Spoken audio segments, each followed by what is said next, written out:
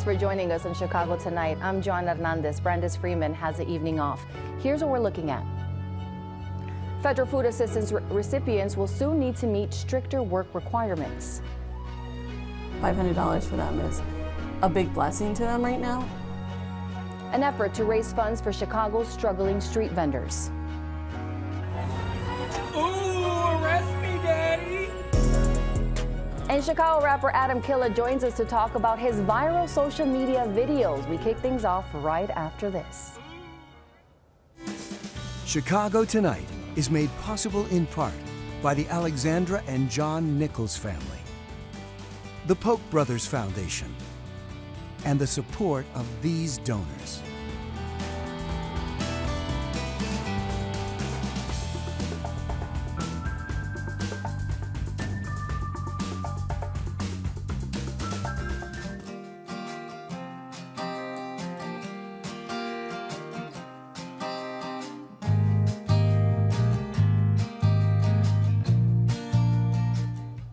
More than 300,000 Illinois residents are at risk of losing their SNAP benefits. Major changes are happening to the Supplemental Nutrition Assistance Program come February 1st, when stricter federal work requirements will begin phasing in. The report comes as new Purdue University data indicates that food security insecurity in the United States has increased, climbing from 12.5% of households last year to 14% now. Joining us now to discuss all of that and more are Kimberly Gunther, Chief Impact Officer at the United Way of Metro Chicago, and Kate Mayer, CEO of the Greater Chicago Food Depository. Thank you, ladies, for joining us today. I want to start off kicking it off. Let's start with these new work requirements. For able-bodied adults without dependents ages 18 to 64, you will need to work, volunteer, or participate in job training at least 80 hours per month. Also, exemptions have been repealed for veterans, unhoused individuals, and young adults aging out of foster care. Those who do not meet these requirements may be limited to receiving benefits for only 3 months within a 3-year period. Now, Kate, I want to start off. How concerning are these new benchmarks that recipients have to meet? It seems a little bit all confusing and overwhelming almost. Absolutely. And so let me just start. The bill that was passed on July 4th by Congress and signed by President Trump makes major changes to the SNAP program. SNAP is what we sometimes call food stamps. It's actually an amazing program. More than 60 years we've had it in place in this country. It provides assistance, benefits that people can use at grocery stores to get food. It also is a really powerful tool for stimulating our economy.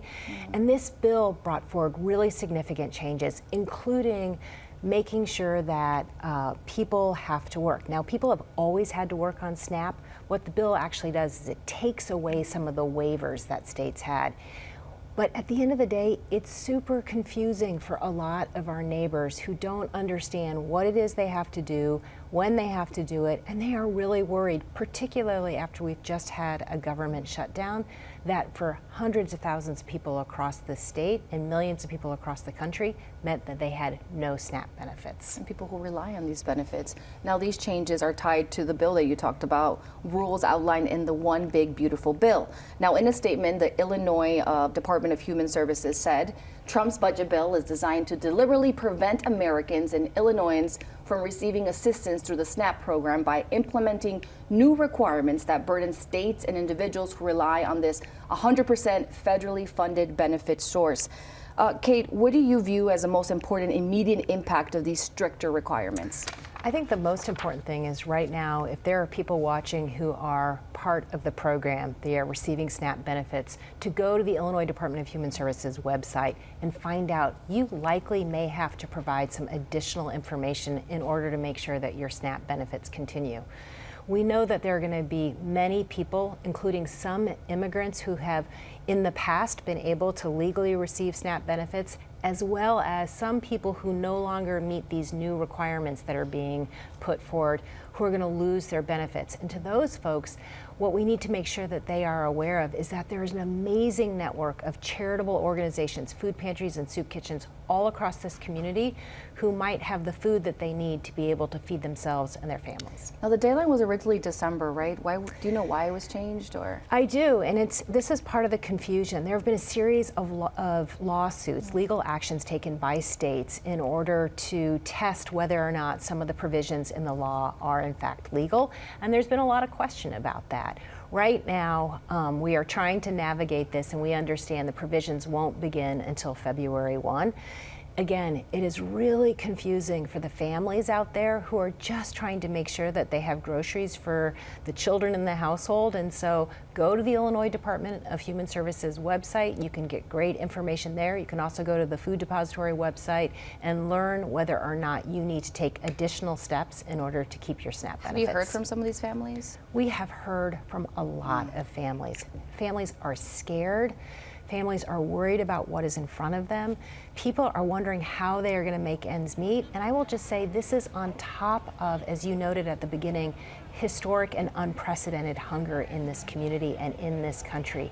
We are serving more people today at the Greater Chicago Food Depository than we ever have served in our close to 50-year history. I mean, you are already serving, the depository is already serving hundreds of people in general. We are serving hundreds of thousands of our neighbors, and this is a sobering reality that we are going to see even more people. For every meal we are able to provide, the SNAP program provides 9.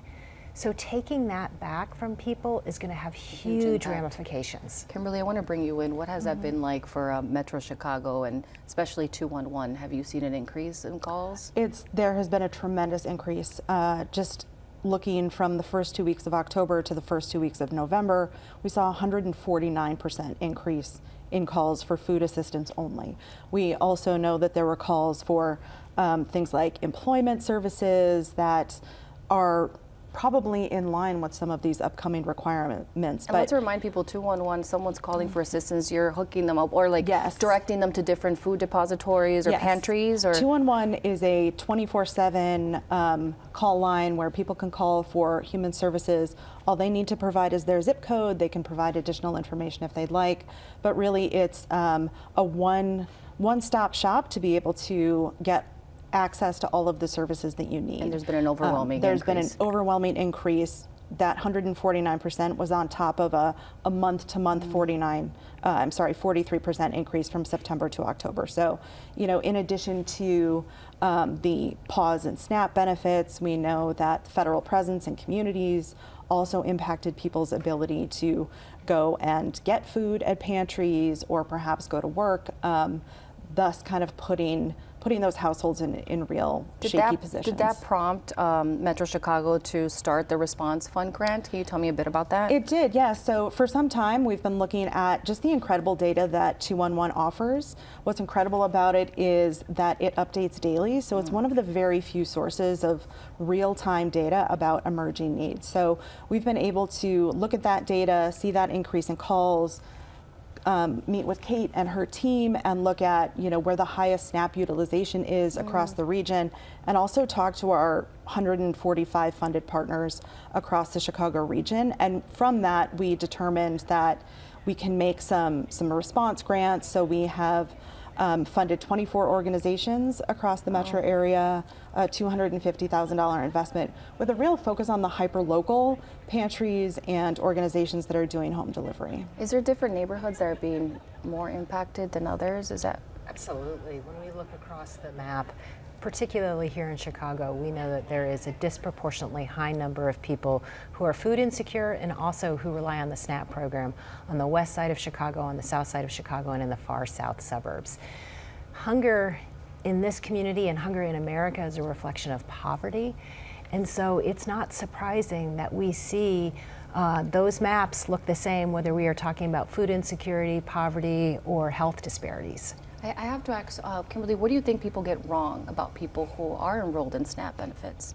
I think there's an assumption that people aren't doing everything within their power to provide for their families, to access all of the resources that they need. But if we look at decades of disinvestment in communities, in individuals, it really is so difficult to gain a foothold. And so many of the people that access SNAP benefits are working, have complex family situations, that maybe they're caretaking for people. And there's just a terrible narrative that is very untrue about, I think, all of the folks in our region that are accessing services in order to have a stable life for their families. Okay, following up on that, what do you say to people who see the additional work requirements and think that this seems reasonable? So again, to be clear, we have always had these work requirements. What has changed is that states were allowed to have waivers because there were high unemployment rates, because it was hard for people to get jobs. The bill took away the ability for states to have those waivers. That's what really changed. We haven't done anything different. Denying people access to food is not going to make them get a job. As Kimberly said, most of the people who can work are working. In fact, most of the people on SNAP are not even the population that people think of. Most of the people on SNAP are children, are older adults, and people with disabilities. And so I think there's a narrative that we really have to change. You mentioned also like an impact on grocery stores. That's right. So how does that work? I think one of the concerns that I have is the way SNAP works, you get dollars loaded up on an EBT card. You spend those dollars in qualified grocery stores.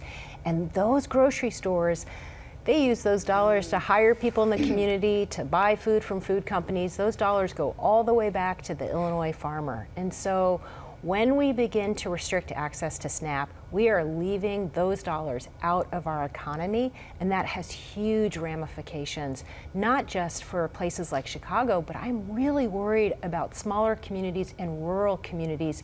There are grocery stores that will really struggle with this new bill. I mean, especially grocery stores that are in food deserts, I would like to say. Well, thank you both for your knowledge. Thank you for being here today, and happy Thanksgiving.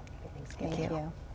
Up next, how some Chicagoans are rallying around the city's street vendors.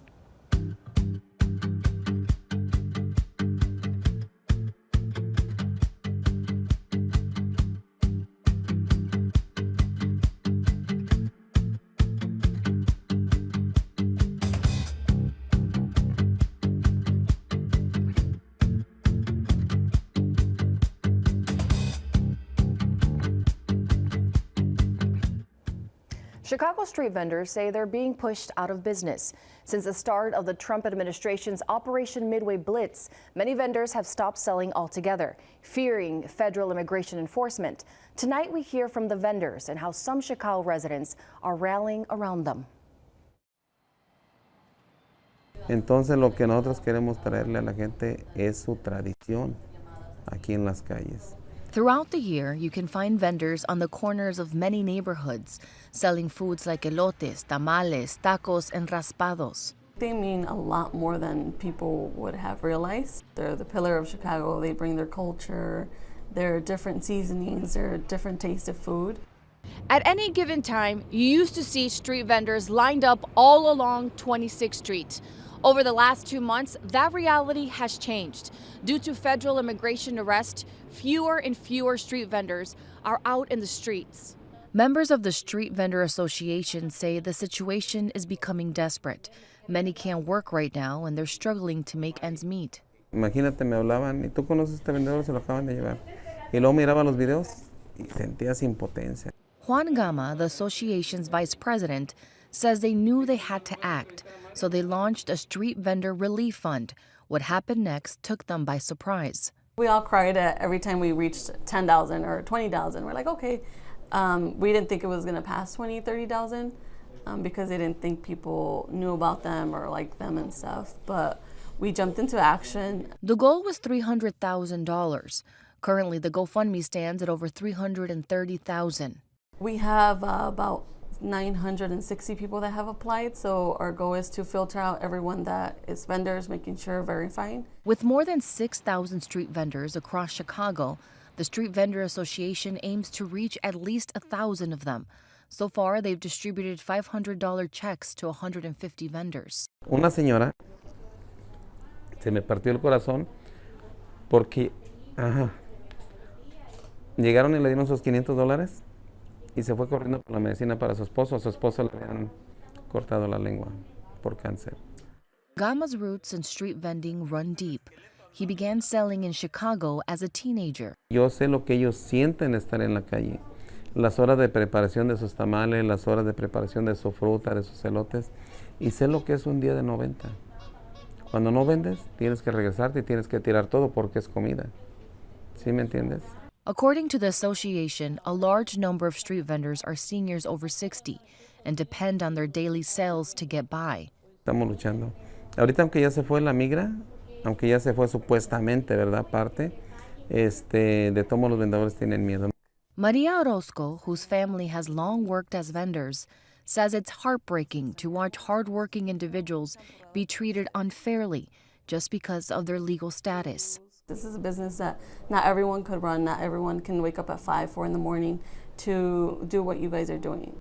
They're a very important part of Chicago, not just in that aspect, but also in the economy. They're a big, they pay taxes, they have their licenses.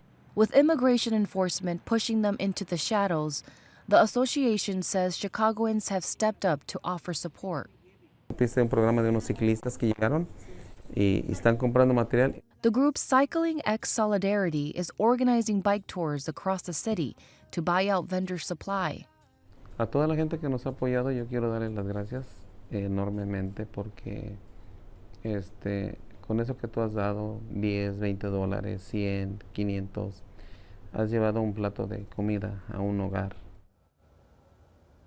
The association says if they can raise more money, they hope to give vendors a second round of checks. They're still taking applications, and we have all that information on our website. Up next, Chicago rapper Adamn Killa joins us to talk about the message behind his viral social media videos, his upcoming concert, and much more. Reflecting the people and perspectives that make up our communities, this story is part of Chicago Tonight, Latino Voices.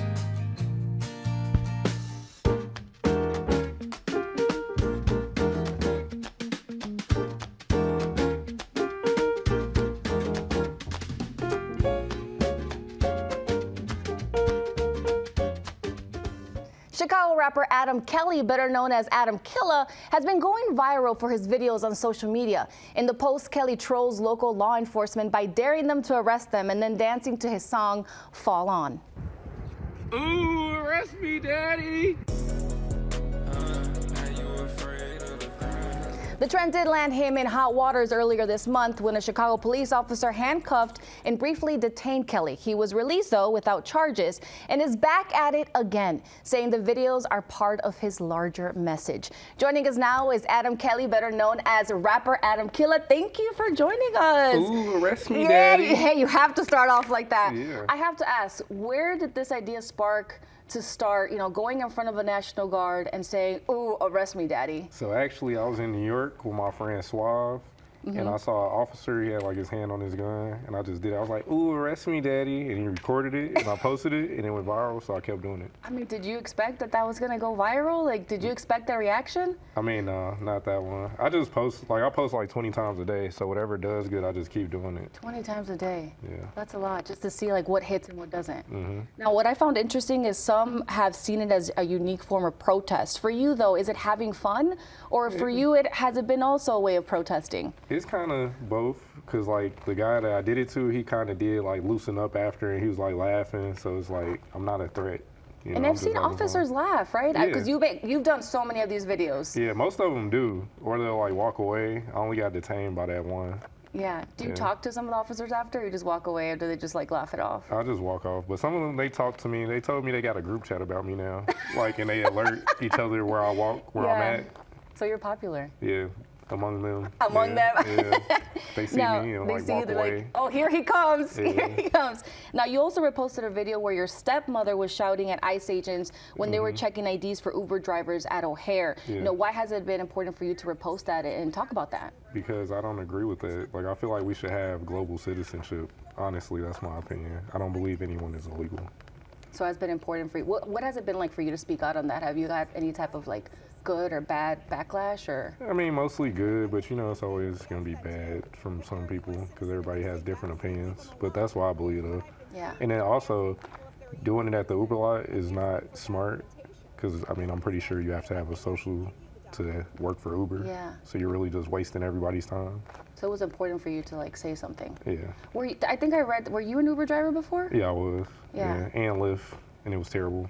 But It was bad. Yeah. But it was a job, right? It was a job. Because I know that you've been in the music industry for 15 years already. Mm-hmm. Tell me a little bit about your career. So I started just doing music for fun because I played baseball in high school. I played baseball in college too. I had a full baseball scholarship to Illinois Central. So I was just doing music for fun, and then it started doing well, and I dropped out, went on a world tour, just kept doing music. So baseball was also a love of yours. Yeah, it was an option too. I could have did that as a career too, but Yeah. chose music. What is it about music? I always did it. I always liked it. I grew up listening to music. I was always into music. So it was either, I thought I was going to do baseball. It was either baseball or music. Do you feel like this recent, I know you've been doing it for so long, but do you feel like this recent like spike in fame and all these views, I know you have over 9 million views on like different platforms, has helped your career? Yeah, right now I get around like 520 million views a month on like TikTok and Instagram. So it's definitely pushing my music. But right now my face is a little bigger than my music.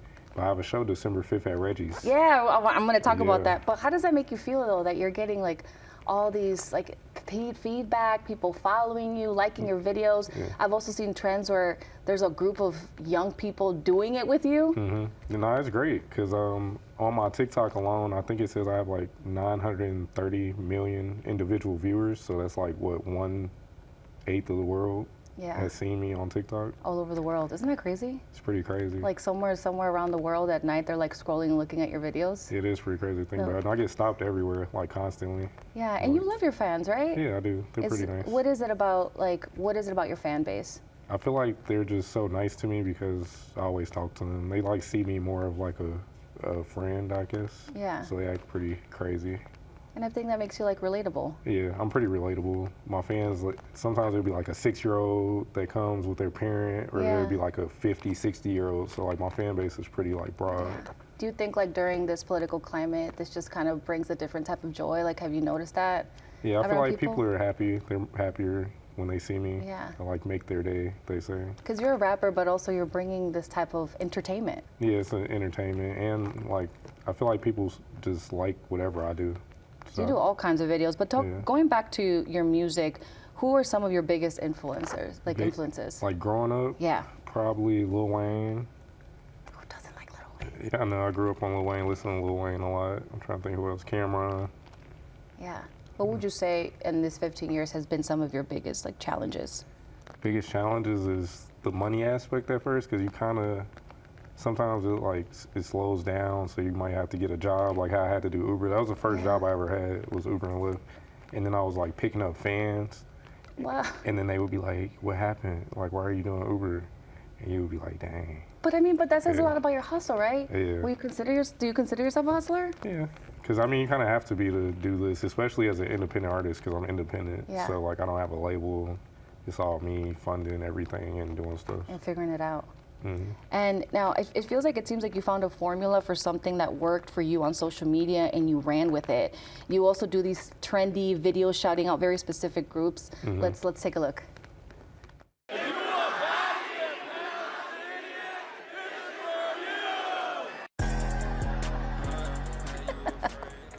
I feel like every time I hear the song, it's like a bop. You know, like you need to say, like you need to do it, right? You gotta do the dance. You know, why this approach? So I started going to colleges because I just thought about like, oh, what if like when I was younger and say like Lil Wayne, what if he did like a free meetup and met, I don't know if he probably did do that, but I just thought like it would make people happy, so I started doing it. And also Chance the Rapper, he used to do it, Taylor Bennett, they used to do it and like sell tickets, so I kind of thought about how they used to do it. Yeah. And because you can't just do everything on the internet, like you gotta like show people in real life. Yeah, and they like it. Yeah. I mean, you're doing all types of like demographics and videos, and it seems like people are like reacting good to it. Yeah, like 2 years ago, my first meetup that I did had 2 people, and now it's like 3,000 or 4,000 people. I mean, I feel like that says a lot about you and just like your aura. Like you have this very like fun, Like, are you serious? Thanks. Can you be serious? That's your serious face, but still funny. Break it off. Tell me about your concert. My concert, Yeah. December 5th at Reggie's. It's almost sold out. I think there's a few tickets left. It's going to be fun. And you've been going around to get people to buy these tickets. Yeah, I got them right now. Let me see. Yeah. So it's at Reggie's? At Reggie's. Yeah. December 5th. I love that. I carry them around. I sell them whenever I see fans. These are the last tickets. Okay, so you're going to sell them out 75 tickets?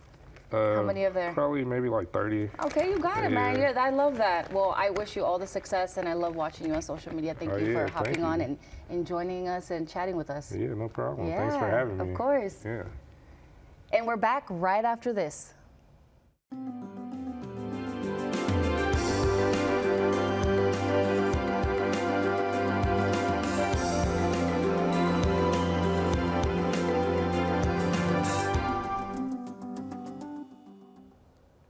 And that's our show for this Wednesday night. Stay connected with our reporters and what they're working on by following us on Instagram at WTTW Chicago. And on a programming note, we're off tomorrow for the holiday, but we'll see you back here on Friday for a special edition of the Weekend Review.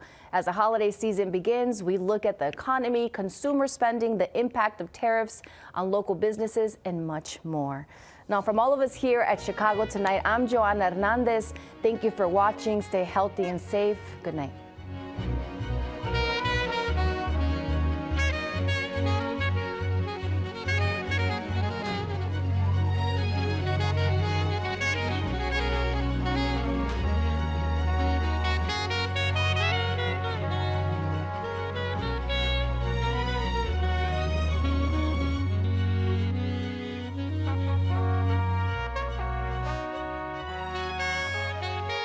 Closed captioning is made possible by Robert A. Clifford and Clifford Law Offices, a Chicago personal injury and wrongful death firm that gives back to its community in Chicago and beyond.